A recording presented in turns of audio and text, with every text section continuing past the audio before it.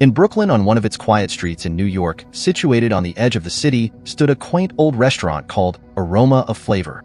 For years a beloved hangout for locals, the restaurant had recently faced a terrible tragedy.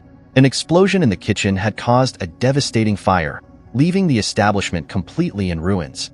Without adequate insurance to cover the damage, the owner, Mr. Michael, a 60-year-old widower, was faced with a difficult decision: sell the restaurant or try to get it back. Mr. Michael was known in the community not only as the owner of the restaurant, but as a kind and generous man. He always cared deeply about his business and the people around him. He did not act at the end of each of the hours. He gathered the homeless in a huge queue where he gave them the food that was left at the end of each hour, opening the doors of his restaurant to all of them, and not only that, he ate with them. Because of this, Michael was very dear to all of them, who saw in Michael a great person. The Aroma of Taste was not just a restaurant for Mr. Michael, but a testimony to the great dream of his beloved Sarah. She had always been a cook with a passion for gastronomy since she was young. Her eyes sparkled as she talked about flavors and ingredients, and she had a knack for turning simple ingredients into dishes that delighted everyone who tasted them. Sarah had a knack for creating meals that not only satisfied hunger, but also warmed the heart. It was at the end of the 80s, after a few years of marriage, that Michael and Sarah managed to buy the restaurant that was for sale. They changed the track, revitalized the whole environment, and thus started that venture. Michael, who was an accountant, took care of the restaurant's finances, while Sarah lived her dream. From the beginning, the Aroma of Taste was conceived as a place where she could share her passion for food with the community. The restaurant was the realization of his dream to create a welcoming space where every dish told a story and every meal was a celebration of life and friendship. The restaurant was a success, despite the difficult first months. Soon it was in popular taste, being enjoyed not only by Brooklyn residents, but also by people who came from many places in New York to know the dishes that Sarah made. The restaurant became extremely popular and prosperous. It was with the sweat of the work in it that they were able to create and finance the faculty of their daughter, Agatha. Things went well for the most part, and even when Sarah fell ill, her determination to see the flavor aroma thrive did not diminish. On the contrary, even ill, she saw in the restaurant not just a business, but a legacy of her love for cooking and caring for people. Even during the most difficult moments of her battle with cancer, Sarah found comfort in the idea that the restaurant would continue to serve as a beacon of hope and generosity in the community she loved so much. It was at the time of his illness that Sarah and Michael began to open the restaurant after hours to feed people in need. And even if this initiative was seen with bad eyes by petty people who wanted exclusivity in the place, still at no time did both think of going back on that decision. After losing his beloved wife, Sarah, to cancer, Mr. Michael found more solace and purpose than ever in the Aroma of Flavor. The restaurant was not only a livelihood, but a refuge where he could honor Sarah's memory through hospitality and caring for others. Although the new cooks could never match Sarah, yet the food remained excellent. The pain of loss had obviously never completely left him, but he had found meaning in helping those around him, especially the less fortunate. For this had been his wife's greatest wish before she left. She had asked him affectionately, "Michael, the only thing I ask is that you take the restaurant as far as you can, and besides, until the last day it's running, please feed our street friends." Sarah had always been the heart of the restaurant, the inspiration behind every dish, and the driving force that drove Michael to open the doors not only to serve food, but to share human warmth and compassion. Precisely for this reason, everything when the fire destroyed the Aroma of Taste, it was as if he lost Sarah again. Memories of her filled every corner of the restaurant, making the devastation even more harrowing.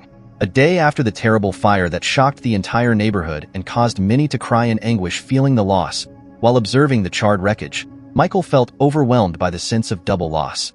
That of his beloved wife years before, and that of a place that represented so much to him and to the community. He couldn't let all that go. The Aroma of Taste was a legacy not only for Sarah, but for everyone who found shelter and friendship at her tables. Seeing the Aroma of Taste in ruins after the fire, Michael could not help but feel the weight of responsibility to keep Sarah's dream alive.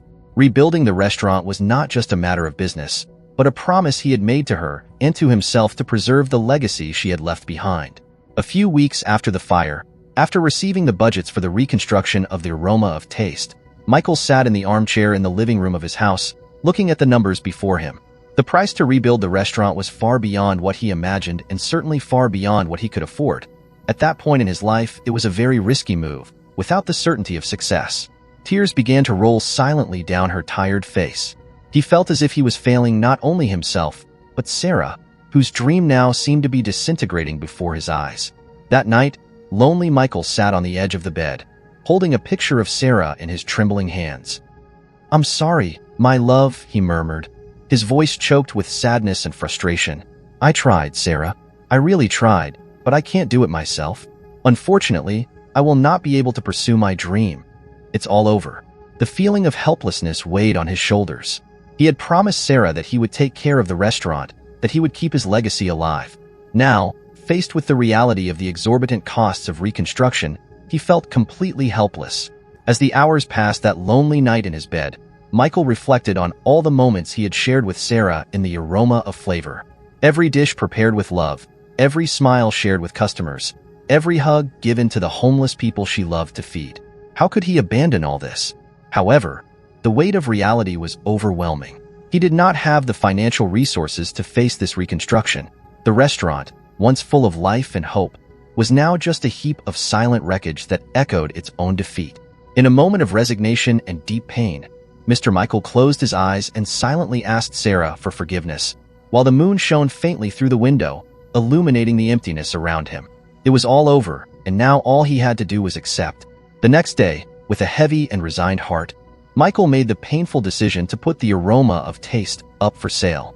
He knew it was the most practical choice given the financial impossibility of rebuilding the restaurant without significant help. Every step he took toward listing the property for sale felt like he was giving up not just a business, but a piece of his life and the promise he had made to Sarah. As he wrote the ad, memories flooded his mind. The opening days and the feeling of embarking into the unknown. The compliments from the customers, the quiet moments at the end of each night when he and Sarah would close the restaurant together. It all seemed so far away now, as if it belonged to a life that was no longer his. As he finished the details of the announcement, a mixture of sadness and relief washed over him. He knew that the sale would mean closing an important chapter in his life, but it would also allow another owner, perhaps someone with more resources or a new vision, to continue the legacy of the aroma of flavor. The community would lose a cherished meeting place, but perhaps gain a new space to create new memories. When he finally posted the ad, a knot tightened in his throat.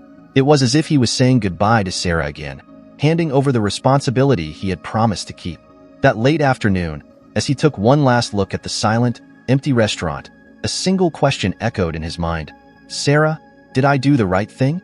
Heartbroken but with a sense of inevitability, Mr. Michael moved on, not knowing what the future held, but knowing he was leaving behind not just a restaurant, but a shared dream that was now fading like smoke. As the sun set on that gloomy day, Mr. Michael, with tears in his eyes, addressed the residents who gathered near the restaurant. With a lump in his throat and a heavy heart, Mr. Michael mustered the courage to inform the homeless about his decision to sell the restaurant. They surrounded him with expressions of sadness and understanding, warmly thanking him for everything he and Sarah have done for them over the years. The words of gratitude echoed like a balm in his sorrowful heart. "Friends," he began in a choked voice, "I don't know how to thank you for all this support. This restaurant is not just a building for me. It's a place where we build memories together. A place where we share laughter and stories." The residents listened to him intently, their faces expressing solidarity and determination. "But I will unfortunately have to sell it," Mr. Michael continued. "I will not be able to raise him up. I ask you to forgive me for that." Among the homeless was Yin, a man with a tired countenance, and his young daughter, Clarice, who held her father's hand firmly. With tears in his eyes, Yin accepted the news with a resigned sadness, understanding Mr. Michael's difficult situation. As Mr. Michael prepared to leave, ready to close this painful chapter of his life, something inside him made him stop. A glance in the direction of Yin and Clarice, who were now silently embracing each other, awakened a renewed compassion in his heart. He turned to Yin with a sudden decision full of empathy. "Yin, I know I can no longer keep the restaurant open for you to eat, but there is something I can offer," he said sincerely. "As long as the restaurant is for sale, you and Clarice can stay here. The kitchen may not work, but we still have a bathroom in order and a roof over our heads. It's not much, but it's the least I can do." Yin looked at Mr. Michael, stunned by the unexpected generosity. Clarice squeezed his hand even harder, her eyes shining with gratitude and relief. "Thank you very much, Mr. Michael," Yin said in an embarrassed voice. "We accept your offer wholeheartedly." Mr. Michael smiled faintly, feeling a weight being relieved from his shoulders. He knew that he could not keep the restaurant as before, but at least he could provide a little comfort to these people whom he admired so much and whom Sarah would have helped without hesitation. And in this way, he handed them the key to the place, while Yin thanked him wholeheartedly. Thus, while the aroma of flavor remained for sale as a symbol of postponed dreams, it also became a temporary refuge for Yin and Clarice, where, despite adverse circumstances, they found a little hope amid uncertainty. Yin never imagined that one day he would be living on the streets of New York.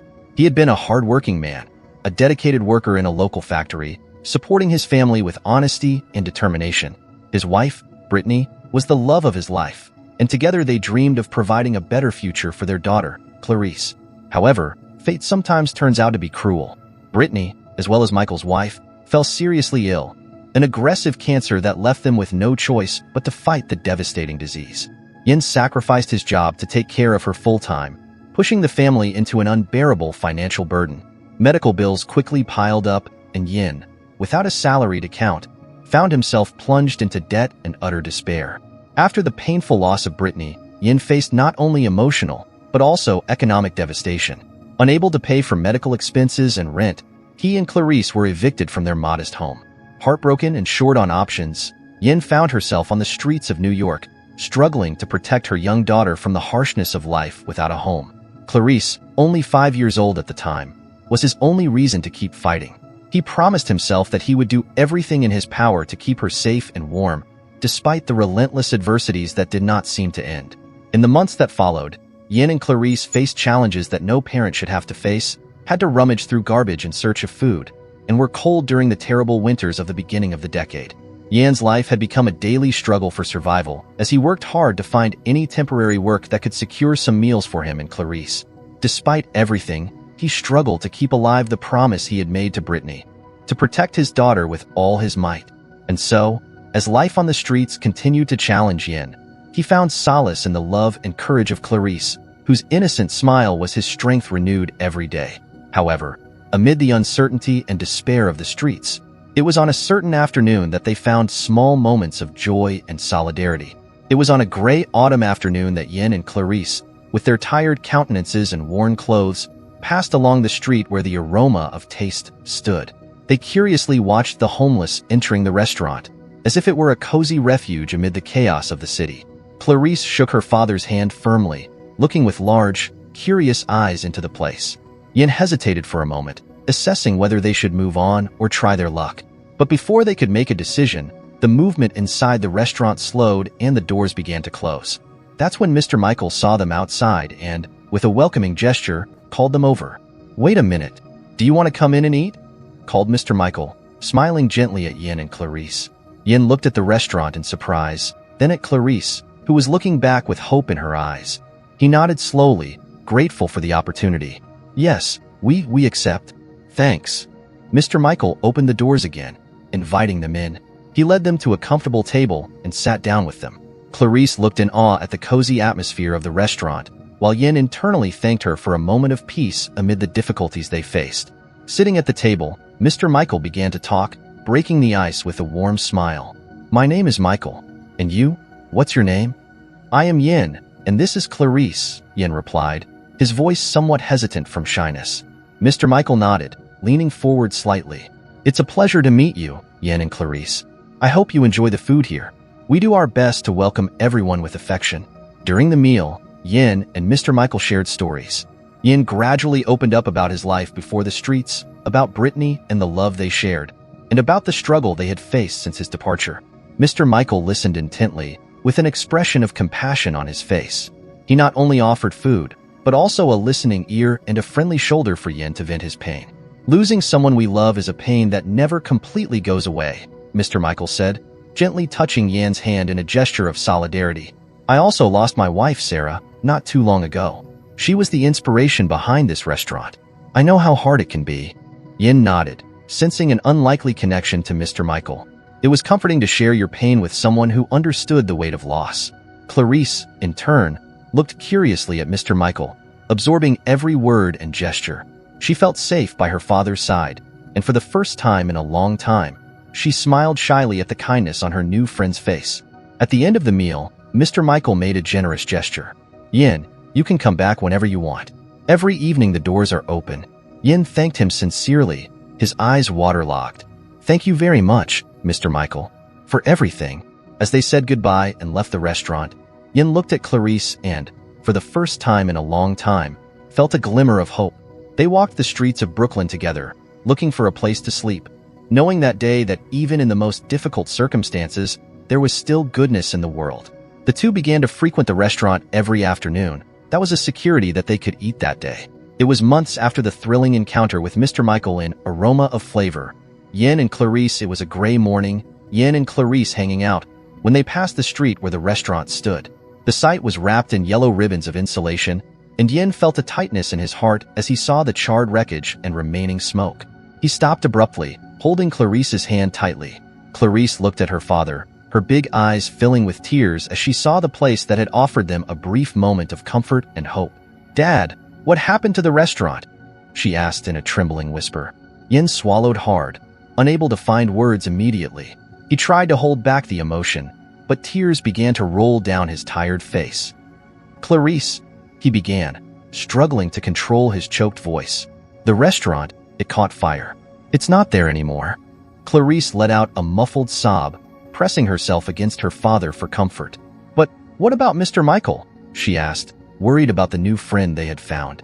Yin shook his head, unable to formulate words. He did not know Mr. Michael's fate after the fire, but the thought of losing him as an anchor of kindness in their lives hurt deeply, and it kept hammering itself. Why good people also have to suffer? As Yin and Clarice watched the silent rubble, the weight of loss and uncertainty hung over them. The restaurant had represented more than just a hot meal. It had been a place where they had found support and compassion in dark times. Together, Yin and Clarice embraced, sharing grief over the loss of a temporary refuge and the uncertainty of what the future held. That moment of sadness and helplessness only reinforced the importance of the brief encounter with Mr. Michael and the human warmth he had brought into their lives. As the tears continued to fall, Yin held Clarice's hand tightly, promising himself that they would find a way through the darkness, just as they had done so many times before. At that very moment, Yin and Clarice found Mr. Michael standing in front of the smoldering wreckage of what had once been the Aroma of Flavor. His face, normally beaming with kindness, was now dark and marked with sadness. He looked smaller, as if the fire had consumed not only the restaurant, but also part of his soul. Yin, seeing Mr. Michael in that state of desolation, approached with hesitant steps, his heart clenched by the sadness they both shared. He didn't need words to understand the pain Mr. Michael was facing. The tears in the older man's eyes spoke for themselves.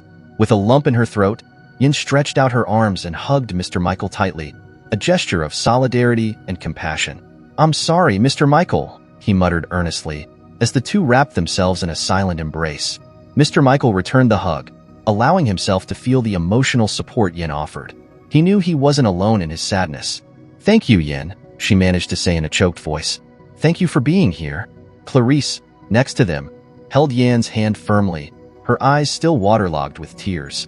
She looked at Mr. Michael with an expression of concern and sadness, knowing that the restaurant meant a lot to him. The embrace between Yin and Mr. Michael lasted a few precious moments, a quiet exchange of mutual support in the face of devastating loss. While the fire had destroyed the physical edifice of Aroma of Flavor, that moment of compassion between them was a powerful reminder that the true essence of the restaurant, the spirit of generosity and mutual care, remained alive, even in the face of adversity. The days that followed after Yin and Clarice's move to the wrecked restaurant were one of adjustment. The restaurant, despite the damage, provided a roof over their heads and a place to shelter from the city's inclement weather, something they did not have a few years ago. They improvised a comfortable space amid the rubble, using undamaged furniture to create a semblance of home. For Yin, seeing the restaurant in ruins was a constant reminder of his own losses and struggles.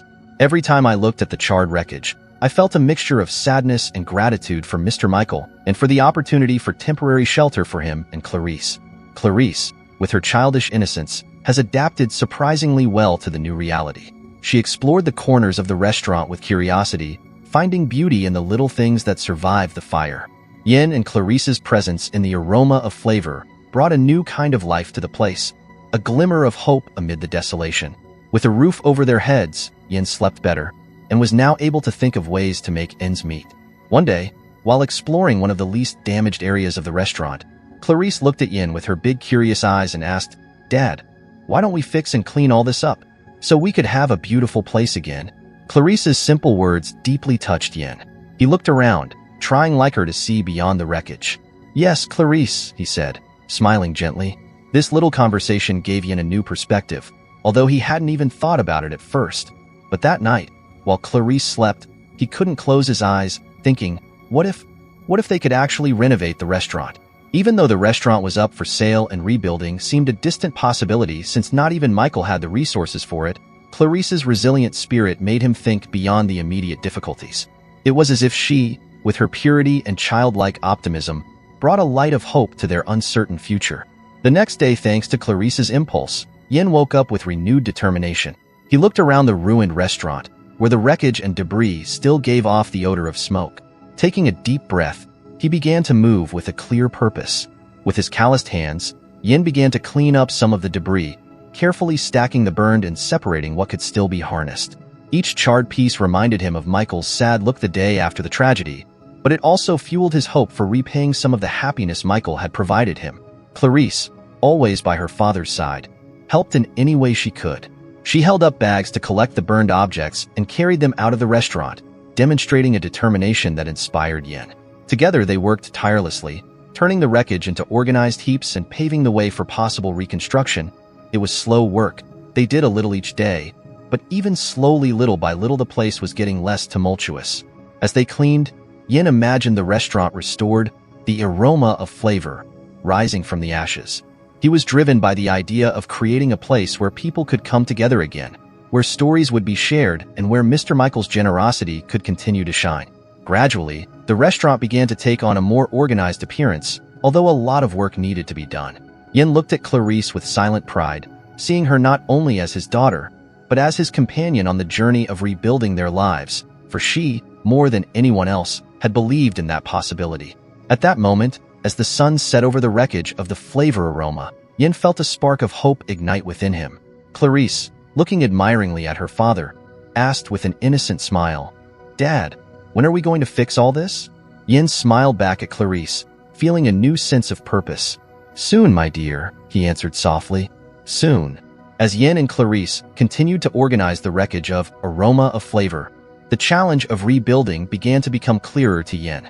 Despite tireless efforts, it was evident that the work was too vast for just the two of them. Yin looked around, seeing how much still needed to be done, and a sense of urgency overwhelmed him. It was then that he had an idea. Yin knew that he could not do it alone, but he also knew that he was not alone in the community. He began talking to other homeless people who frequented the restaurant and who knew Mr. Michael as well as he did. He explained the situation and proposed an idea: invite them to help clean up and organize the wreckage. To their joy and relief, they all gladly accepted. It was not only an opportunity to repay Mr. Michael's kindness, but also a way to unite in a common purpose, restoring a place that meant so much to them. The next day, Yin and Clarice were accompanied by an impromptu group of volunteers. Men and women, all carrying difficult stories, united in a task that went beyond simply cleaning up debris. It was a show of solidarity and community, proof that together they could tackle even the toughest challenges. With hard work and shared determination, progress at the restaurant accelerated rapidly. Where once there was chaos, now there was order slowly emerging. The wreckage was removed, damaged areas were identified for repair, and a new sense of hope began to flourish among them. As the days passed and the restaurant slowly began to transform, Yin looked at Clarice with gratitude and pride. Her little question about when everything would be fixed had turned into a catalyst for positive change in their lives. They weren't just rebuilding a building. They were rebuilding their hopes and their community ties, one step at a time. After a joint and tireless effort, Yin, Clarice, and the other volunteers managed to clear the burnt debris from the aroma of taste. The restaurant was now ready for the next phase: reconstruction and renovation. When they identified the needs to restore the place, Yin took the initiative with other beggars to go to the streets in search of funds. He knew they would need paint, nails, brooms, and other essential tools to bring the restaurant back to life. With steadfast determination, he approached the locals, telling them the story of the restaurant, of Mr. Michael, and of the collective effort to rebuild what had been lost. The community, touched by the history and commitment of Yin and his companions, responded with generosity.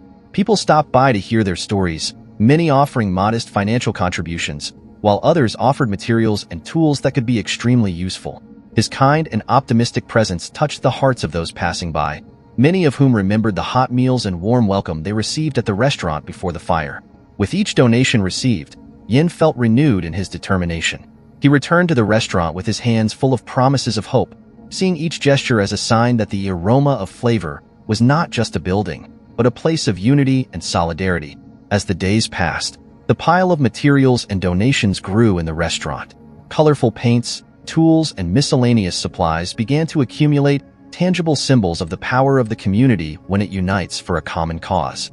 Looking at the restaurant being slowly transformed by the generosity and hard work of so many, Yin felt deep gratitude. It was more than the restoration of a building. It was the restoration of hope and dignity for all involved. The floor and ceiling were clean thanks to soap and water, and now they were already starting to revitalize everything with a few coats of paint. Some with knowledge of joinery revitalized the doors and jambs, using the material they could improvise. Everything was done simply, but the finish was giving a new life to the place. While Yin, Clarice, and the local community banded together to rebuild the Flavor Aroma, Mr. Michael had no idea of the movement taking place. He had left New York for a while and traveled to Alabama to visit his daughter. He knew he needed time to cool his head and find new perspectives for the future, especially after the devastating fire that destroyed his beloved restaurant. The trip south brought welcome relief to Mr. Michael. His daughter welcomed him with open arms, providing him with comfort and support during his stay. In the quiet days spent in Alabama, they shared moments of deep conversations and reflections on the challenges he faced. Between serene walks through the southern landscape, home-cooked meals lovingly prepared by his daughter, and afternoons of quiet reading, Mr. Michael began to find a new emotional balance. His daughter, with her maternal wisdom and understanding, helped him see beyond the immediate difficulties and visualize a way forward.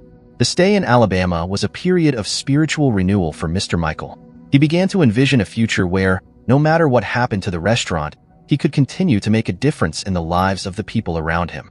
His daughter, noticing the gradual change in her father, encouraged him to consider new paths and opportunities that could arise from this transformative experience. Mr. Michael and his daughter spent several weeks together in Alabama, where they found comfort and perspective next to each other. During this time, one morning an offer arrived for the Aroma of Taste. Although it did not meet Mr. Michael's expectations, he seriously considered accepting it. Sitting in the quiet back garden of their daughter's home, they discussed the restaurant's uncertain future. "I got an offer for the restaurant. It's not what I expected, but maybe it's better to consider it," Michael said, looking at his daughter with a tired expression.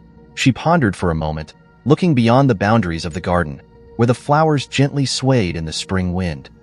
"Father, I know how much the Aroma of Taste means to you, but sometimes moving on can be the best option to make way for what's to come." Michael nodded slowly, his gaze lost among the leaves of the trees. "Yes, maybe it's time to leave the past behind and make room for the new." After a long conversation and sharing a quiet understanding, father and daughter decided that they would accept the offer and return to New York together to close the deal and say goodbye to the restaurant for the last time. Michael picked up the phone to book the flights back home. When Mr. Michael and his daughter returned to New York, a sunny day welcomed them, but there was an aura of farewell in the air. In a cozy cafe near the restaurant, they met with the buyer to finalize the details of the sale. "It is a pleasure to finally meet you in person. The Aroma of Taste is a special place for many in the community," the buyer said with a respectful tone. Mr. Michael thanked and agreed, sharing some precious memories and moments the restaurant held for him and his daughter. "I grew up with so many memories here," her daughter added with a soft smile. After adjusting the last documents, they walked together to the restaurant where Demas the buyer would have a look before signing the purchase contract.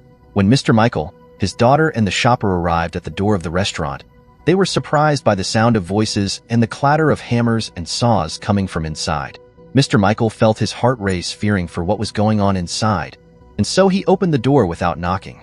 As they entered the restaurant, an incredible scene unfolded before their eyes. Yin and Clarice were there, along with a diverse group of homeless people and community volunteers, all committed to restoring the Flavor Aroma. Tables had been improvised as workstations, and the walls, which were once only ashes and debris, were being enthusiastically painted and repaired. Clarice, seeing Mr. Michael enter, ran up to him with a radiant smile. "Mr. Michael, look what we're doing.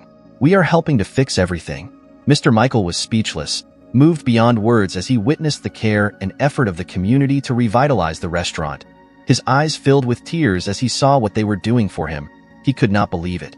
He slowly walked through the space, touching the freshly painted walls, admirably watching the joint work that was happening there.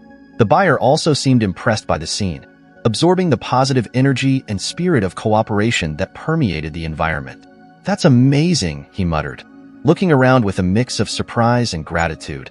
Mr. Michael felt a lump in his throat as he saw how much that place meant not only to him, but to everyone there. He looked at his daughter with a renewed sparkle in his eyes, sharing a quiet moment of mutual understanding and gratitude. Yin then approached Mr. Michael with a mixed expression of gratitude and humility. With calloused hands and a sincere look, he began to speak, visibly moved. "Mr. Michael, forgive me for not warning you earlier. I didn't want you to see the restaurant that way. Me. Mr. Michael interrupted gently, placing a hand on Yan's shoulder and looking into his eyes compassionately. "Yan, it's okay.